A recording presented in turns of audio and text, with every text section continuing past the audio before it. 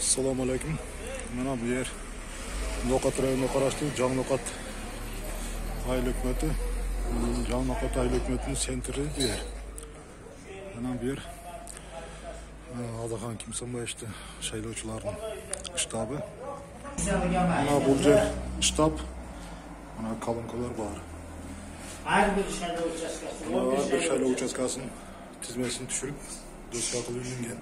Sen özün Bordagi bo'lib 11 saylov uchastkasi bor ekan. Bu yerda No'qat rayoni bo'yicha har qanday hududlarning soni ekan.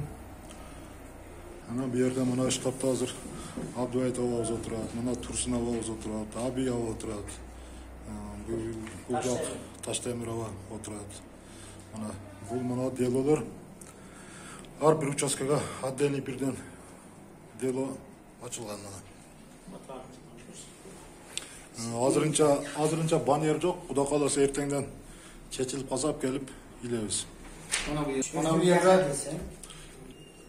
Mana bu yerga Qirg'izistonda 3.544.430 ta saylovchi bor ekan, birodarlar. O'sh oblastida 68.230 ta saylovchi bor ekan. Mana sizlarga turibdi. Mana shu narsalar No'qat rayonida. Mana bu yerda o'zlari shtatda ko'rganda.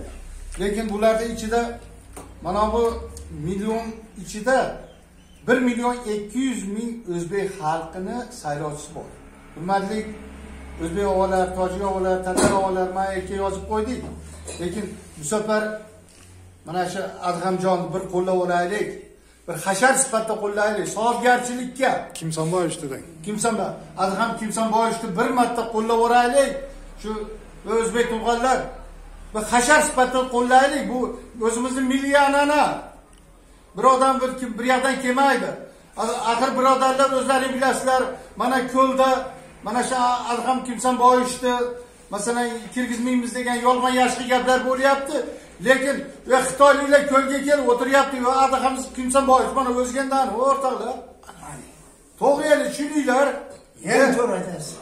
Ya ko'lda qancha ming Xitoy turibdi, Adham o'zining yurti o'zining turpog'iga kira olmaydi. Ya uyatmasmi birodarlar? Va o'zbek birodarlar sizlardan bir o'tinish. Bu safar bir hashar qo'raylik. Tojik birodarlar, mana Uchqo'rg'on bor. O'zlariga ma'lum. Qadamjoy bor. Va tajik tug'anda bir Adham bir qo'llab qo'yaylik. Bu hashar sifatida. Shu bolani ham bir ko'raylikchi.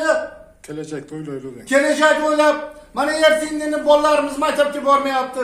Bir borib o'sha alfavit ham to'g'ri tushunadigan bo'lsin. Va tojik tug'anlar, o'zbek tug'anlar bir hashar qo'raylik. Shu bizning elimizdan, yurtimizdan qolgan bir an'ana, to'g'ri tushuninglar.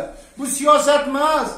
Biz mana shu bir yashab tug'ilgan bolalarni 17-18 ga kirguncha nima bo'ladi shuni gapirmoqchimiz xolos.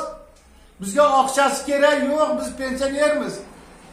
Nihoyat 15 kun oldinni ko'rmaymiz. Bir o'zi bir yaxshina bir qorapayim eldan chiqqan bo'lsa, shuni bir qo'llab olsa bo'lmaydimi o'rtoqlar? Men hashar sifatida chaqiraman. Bittadan ovoz bersalaring bo'ladi, bu ochiqchasi kerak emas. Rahmat eshitganlaringga.